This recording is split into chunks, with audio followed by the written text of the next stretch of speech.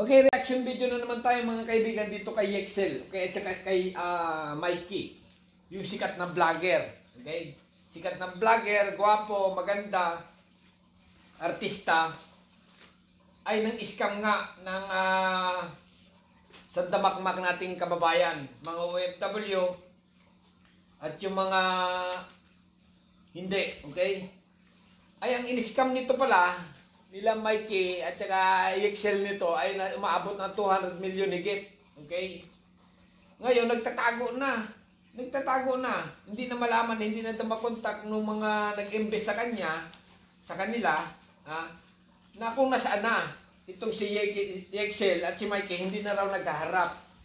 Hindi na naghaharap dito sa mga nag-invest sa kanya. Mapapanood yung mga kaibigan kung mapanood nyo dito kay Sir Rafi, in-interview yung mga nabiktima, ay nasa higit daw 400 ang bilang ng na-scam nito nila Yexel at ni Mikey. Nako, kawawa naman yung mga kababayan natin na pinag-ipunan yung pera. I-scam lang nitong mga vlogger na ito. Bagay artista yata ito or vlogger. Muntik na. Muntik na tayong mag-invest doon. Kaya lang nagdalawang isip nga kasi nga ang gusto nilang minimum ay 1 milyon. Okay? 1 milyon ang gusto nilang minimum. Siguro, nag-iimbestiga sila kung magkano ang kakayanan mo mag-invest. Okay?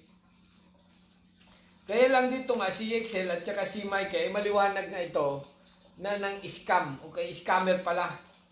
Estapador. Nang istapa. Ay, gano'n na rin ngayon. Scam. Estapador. 400 tao na mga follower. Follower niya. Follower pa man din niya. Okay? Nang scam ng milyong-milyong pera. Okay? Alam niyo kung magkano? Nasa 200 million higit. Kawawa naman. Okay? Ngayon, nagtatago na. Hindi na malaman kung nasaan. Nako, mahirap dyan sa mga invest na ganyan. Kaya ako, ayoko mag-invest. Pwede ka naman magtayo ng bagay. Hindi mo rin masisisi ang tao. Pero kung the best talaga niyan, ay magawa ka, kung magawa ka ng sariling negosyo. Halimbawa, binta ng sasakyan, sarili mo lang. Binta ng bahay, binta ng lupa. At least kahit malugi ay okay lang sa iyo kasi sarili mo. Pero kung ibigay mo sa ibang tao, invest katulad nga nito kinamaitin nito at ay Yexel, ay tinakbo. Nako. Ay sabi ni Yexel nito ni Mikey, ibabalik naman daw. Tapos mababalita mo sa kanila na nasa sugalan. Kasino, naku, ubos na yun. Sana may balik. Pero tingin ko lang, hindi na may balik yan. Kasi nga, ubos na, tingin ko. May balik man yan, kaunti, siguro. Hindi na halig. Katulad yung iba, may nag-invest ng 5 million. Kasi nga naman, itong si Yexel at saka si Mikey nito. Kaya maraming kasama ito, pati magulang. Napakaganda, naging nagre-recruit, ganyan. Mag-invest na kayo dito sa Facebook, ganon, sa Facebook, kitang-kita mo. Mag-invest na kayo, magandang kampanya ito, 5%. Maraming negosyo, mga laruan, ganyan, ganon.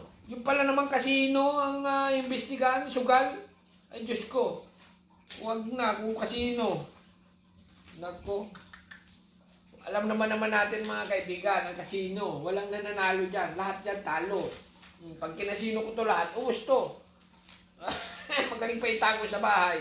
Kung sino may kailangan bigyan. Negosyo, magbili. Ayan, bili ka na sasakyan, lumang sasakyan.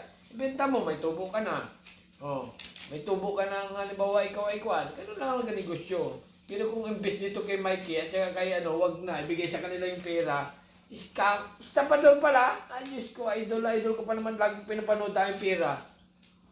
Siyempre, dapat ang mga vlogger na ang bagay, kung kayo ordinaryong mamamayan, mga kaibigan, okay? Manood ka ng TikTok, mga ibang vlog, kasama rin. Manood ka yung mga taong nag-success sa buhay, maraming pera lagi. Bumibilang ng pera, mag-subscribe kayo dyan. Okay? Kahit hindi na sa akin, dapat, kasi nga, parang yan yung napapanood mo, minsan nagiging ikaw. Ganon yan. Okay? Or yung napapanood mo, minsan natutulad na yung buhay sa kanya. Ganon. O, pero kaya lang, itong si Mikey nito, huwag nyo gayahin yan. Kasi estapador yan. No, inistapa niya ang ating mga kababayan, ay nako, nakakawawa naman. Naliliitan pa sa 200,000. Hindi niya pa alam ang 200,000 na may nag-invest sa kanya. Ang 200,000 ay ipon na, okay? Habang buhay ng ipon ng iba nating kababayan. O, yung iba, siniswerte, milyon ang naiipon. O, ay nako, kawawa. Itong si Excel at saka, tama yan, maliwanag yan nang nag-istapa sila ng pera. Nang-istapa ng pera ng ibang tao, okay? Yan na. Ay ako, ayaw ko mga ganyan. Istapa may kasi yung isang tao pa lang galit sa iyo. Yung isang tao na business mo, bago istapa mo, isang tao galit sa iyo. Mahirap pag may kagalit. Mahirap yung ganun. Pwede ka naman magnegosyo ng ng sarili. Sarili mo lang, sariling kita. O ganun. Ayaw ko na mag-imbis-imbis. Mahirap yan. Pero vlog lang ito mga kaibigan. Dito ka na Mikey at kaya Excel. Yun ang maliwanag at trending ngayon sa social media na nang-scam nga ng 200 million. Pa-picture-picture pa sa pira, hindi naman pala kanila. Ay nako. Kawawa ang kinawawa. Pwede mo, magbinta ka ng bahay. Malaki kita sa bahay. Alam niyo pa ba ang bahay? Sa Amerika o Canada, magbinta ka ng, magbili ka ng bahay na 400,000 or 500,000. Makalipas sa 1 taon, 1 milyon na, doble ng kita. Sarili mo lang, okay? Ganon ang diskarte. Parang sa Pilipinas lang din. Halimbawa ay may puhunan kang 100,000, 200,000, bili ka lupa. 200,000, bili ka lupa. Sa mga probinsya lang, okay? Yun ang kaya ng budget. May ganon yan. Makalipas sa 1 buwan, benta mo, 250,000. Tubo ka na ng 50,000. O kaya, pas swerte-swerte ka. Ano ba laki-lakihan mo? Nasa 500,000 na bili mo lupa.